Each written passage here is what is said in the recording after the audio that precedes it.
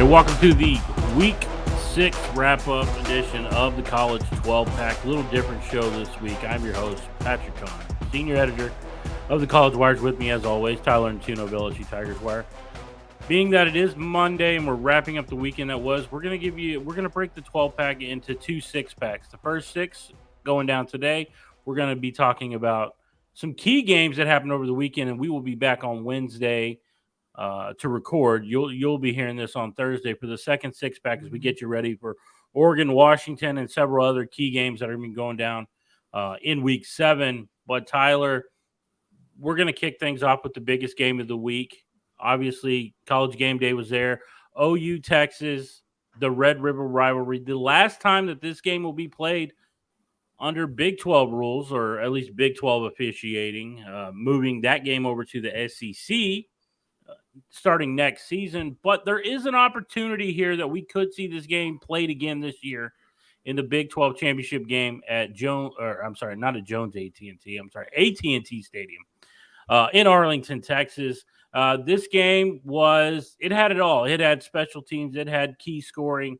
What was your initial takeaways from this game? Early on, it looked like Oklahoma was the more physical team, but Texas was able to kind of throw their weight around in the second half, but ultimately falling thanks to a last-minute drive by Oklahoma and Dylan Gabriel. Yeah, I mean, I thought this was just a really fantastic game. Overall, it was the most hyped game of the week, and it really, I think, lived up to that.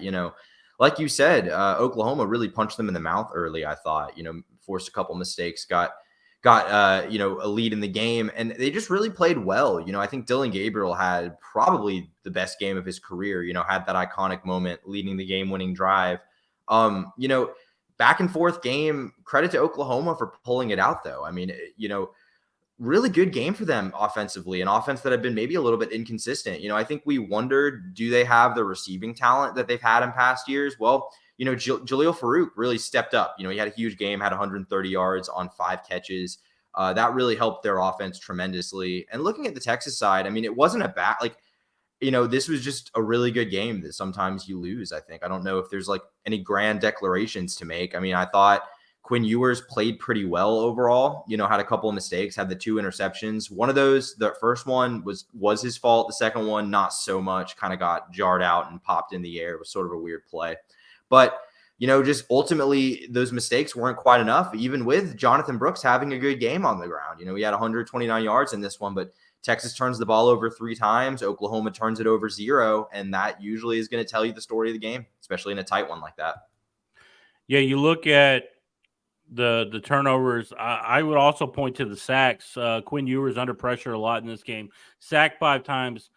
Texas really couldn't get to Gabriel. I mean, they created pressure, but really only 1 sack in that game, and they weren't able to turn him over. So that was huge.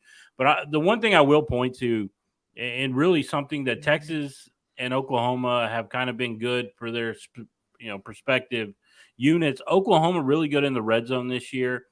Really high percentage of turning red zones into touchdowns. They were 6 for 6 in this game in red zone opportunities scoring. Texas 1 and 3. They had an interception in the red zone that you alluded to. Got turned over on downs in the red zone, and ultimately that's 2 scoring opportunities. You come away with no points. And this being that it was a 4-point game, one or both of those opportunities likely leads you to a win.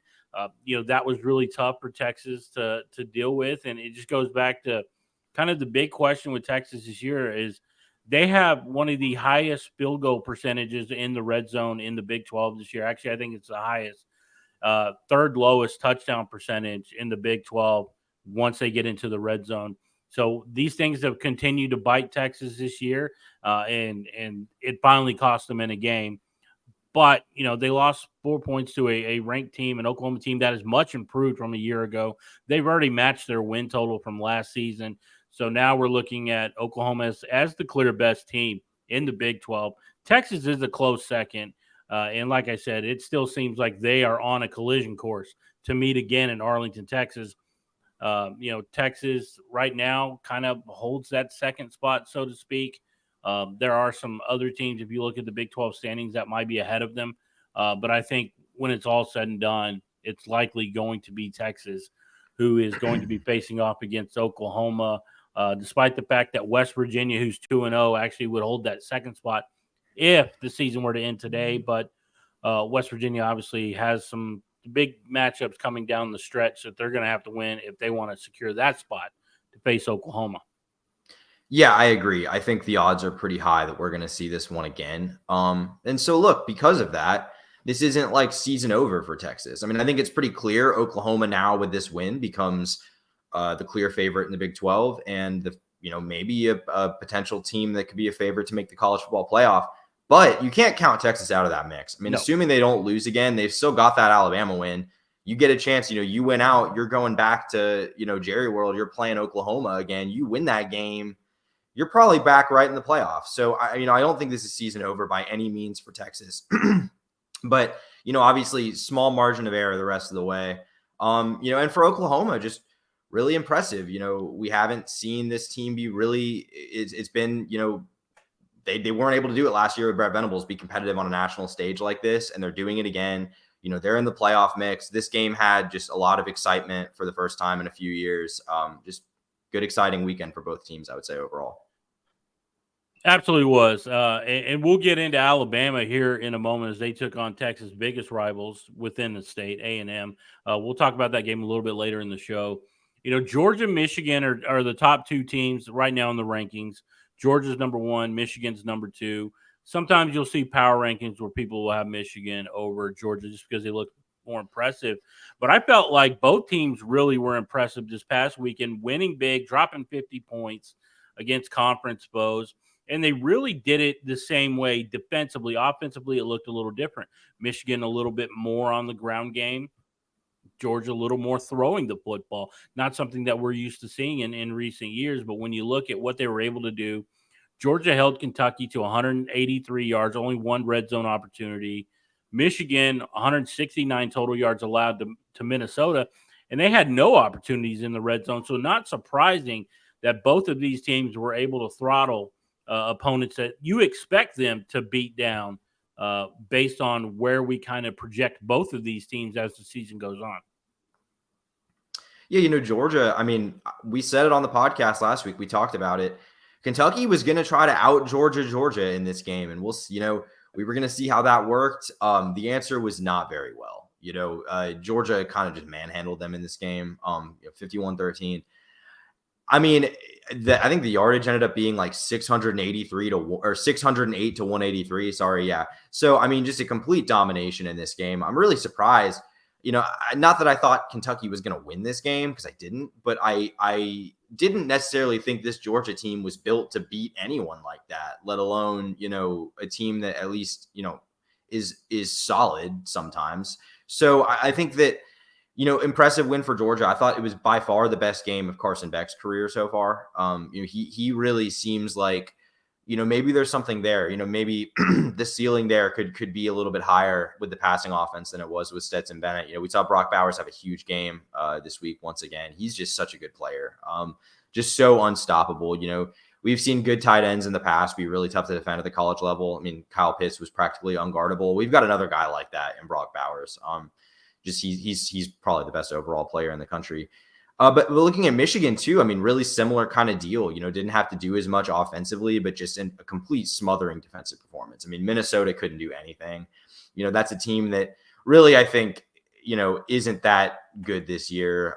They're really struggling, to replace Tanner Morgan. They haven't really been able to find that guy. PJ Fleck, it just hasn't. It's not working out the way it did, when they kind of were winning like 9 or 10 games, kind of in that range. So I mean, good job for Michigan though. They continue to, beat everyone, to a pulp. So they've looked really solid. They haven't really been tested, but they're doing everything they need to. Yeah, JJ McCarthy, efficient throwing the football. Obviously, he had 2 rushing touchdowns to go along with his one throwing the football. Michigan just able to run the football with that two-headed monster that they have, with Blake Corum and Donovan Edwards, and they have some other guys getting in the mix as well, just doing exactly what they're supposed to do and what we expected them to do. And obviously, everything's gearing up to see how Michigan does against, they have 2 top 5 opponents that they're going to have to go through in that Big Ten East. When you talk about Ohio State, who looked really good in the second half.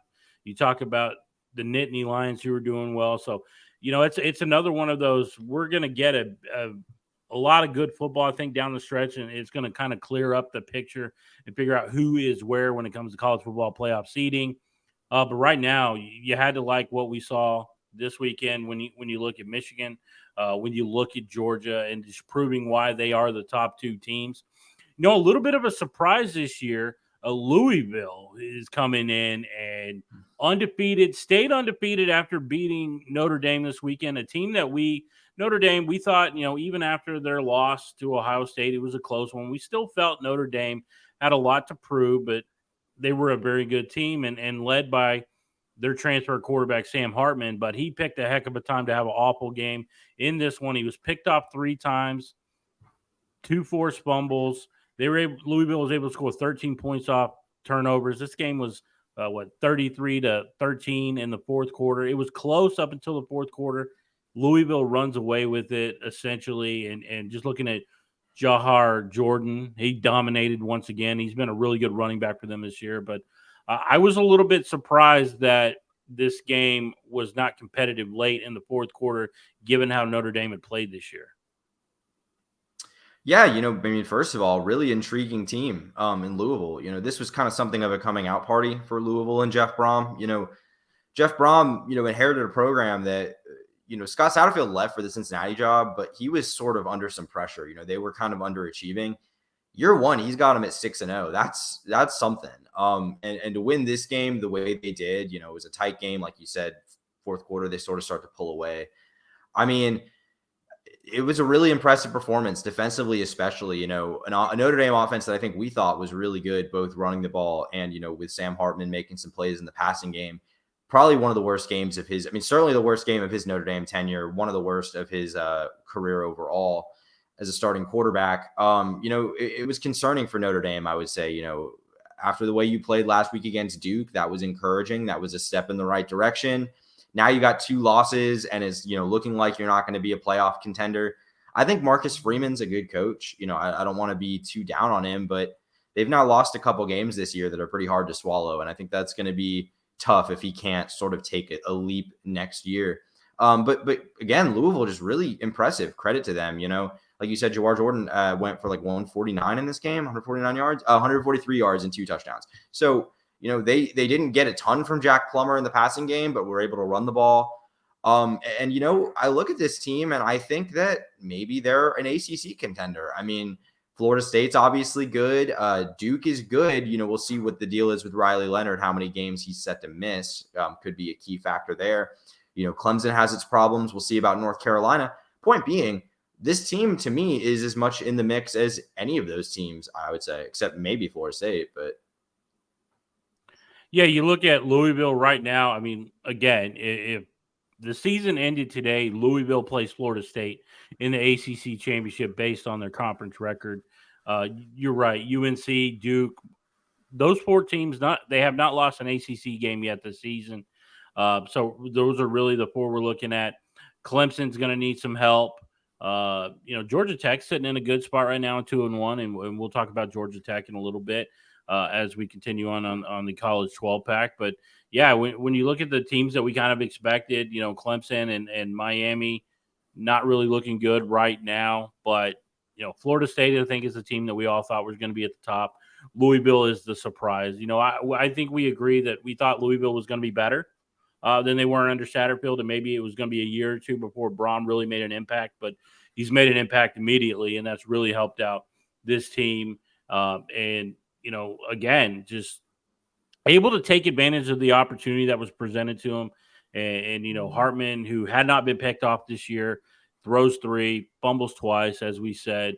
No run game in this one. And obviously, when you're down by 20 points in the fourth quarter, you kind of have to throw the football, which gives them more opportunity to turn the ball over. So, some things to correct for Notre Dame, and they better do it quickly because they've got USC.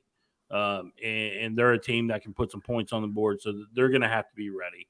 And as we talk about USC, they continue to win games, Tyler, but big question, they keep dropping in the polls even though they're 6-0. And I think a lot of it has to do with that defense. And once again, that defense became under fire against Arizona. Yeah, USC keeps making me stay up really late on the East Coast with these tight games. I mean, this one was scary. This one was way too close for comfort if you're USC. I don't think when Colorado mounted that big comeback or Arizona State was staying in range, I don't think those were really ever. I never really felt like, man, USC might lose this game. I really felt that way on Saturday night, though.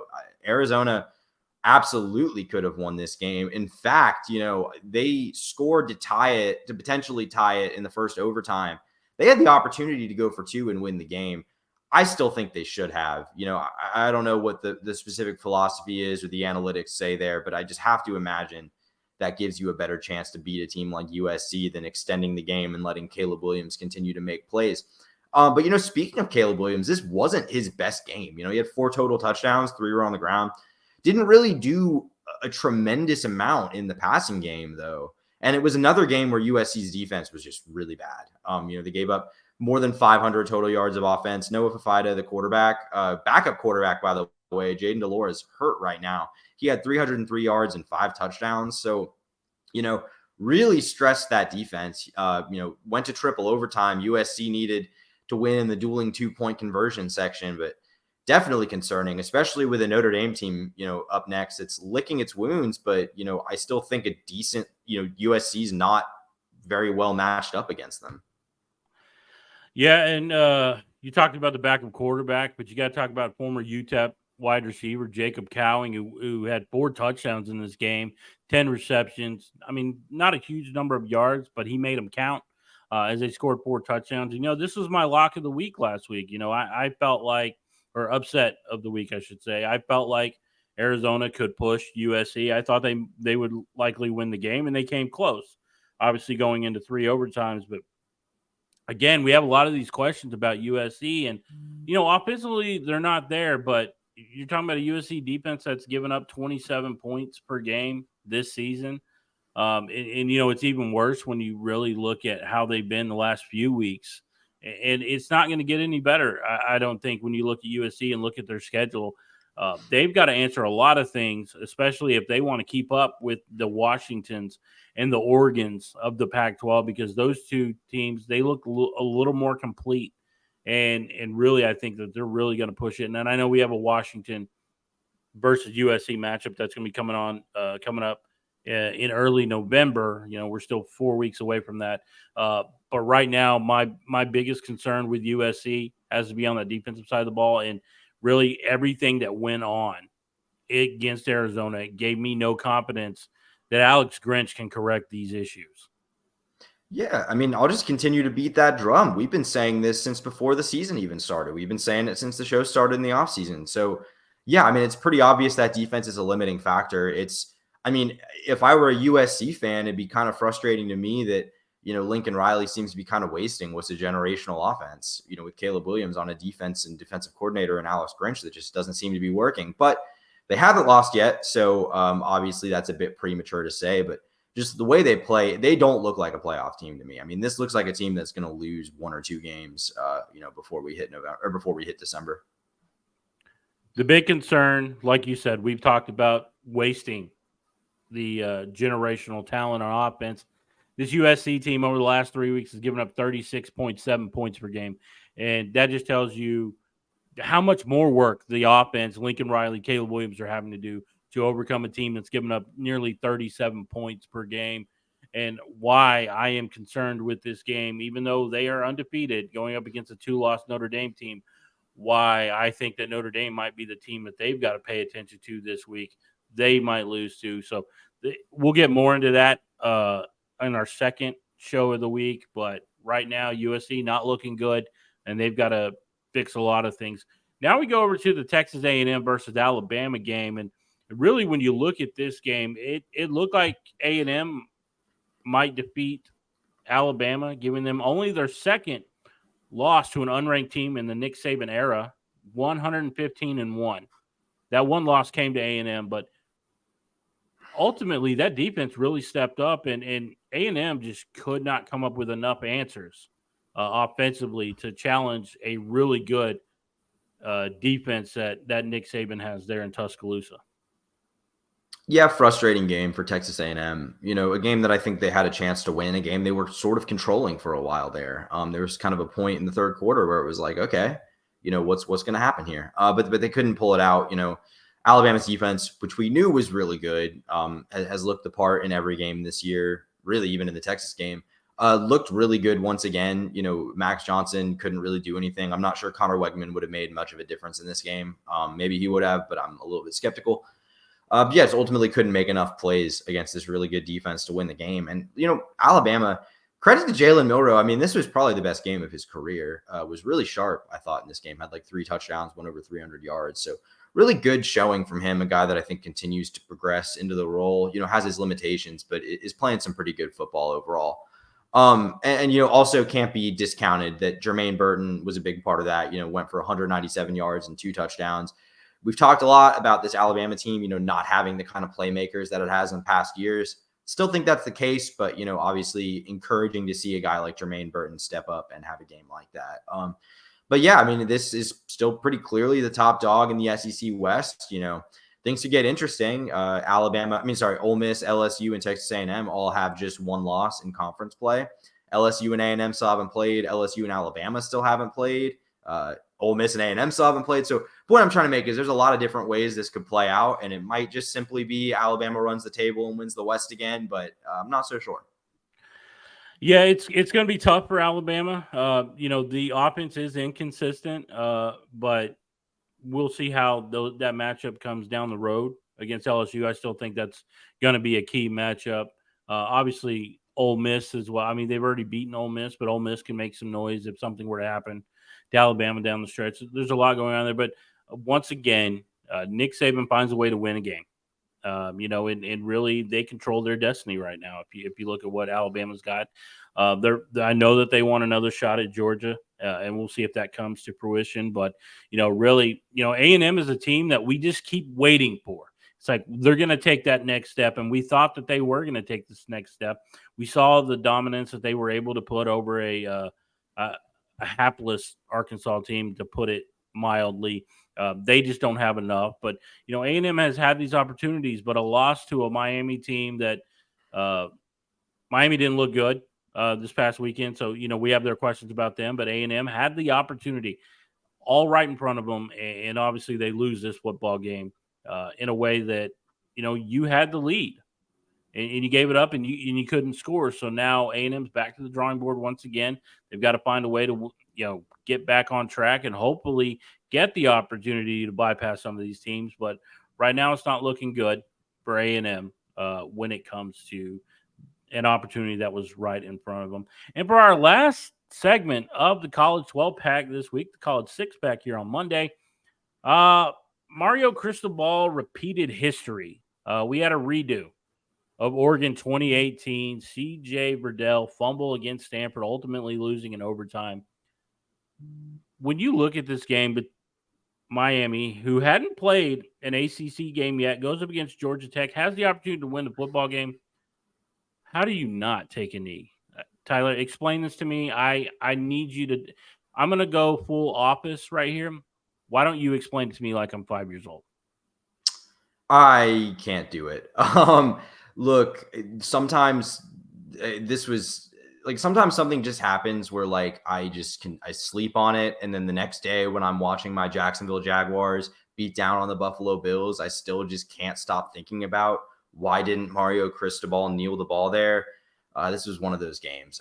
Just unbelievable way to lose a football game. So just to kind of set the stage a little bit, Miami has the ball up 3 against Georgia Tech with under 40 seconds to play. So they kneel the ball. The game ends. The game is over. They are sitting at this point in time, 99.9% chance to win per ESPN's FPI.